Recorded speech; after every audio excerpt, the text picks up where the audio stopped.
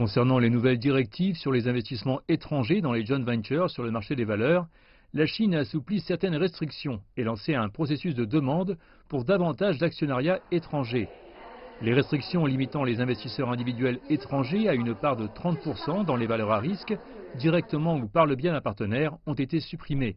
Les principales banques internationales devraient accroître leur présence dans le marché des valeurs mobilières de la partie continentale de la Chine grâce aux nouvelles mesures en place.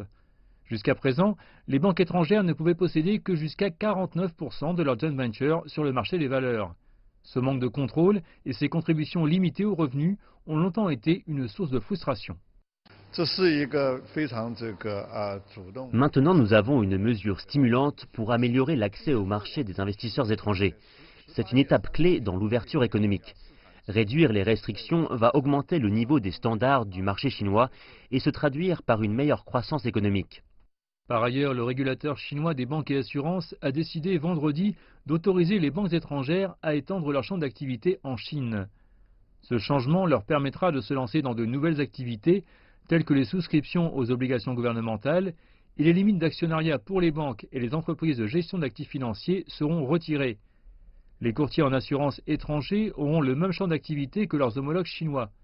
Généralement, la Chine encouragera les investisseurs étrangers à pénétrer ces secteurs de trust, leasing financier, courtage, autofinancement et consumer finance.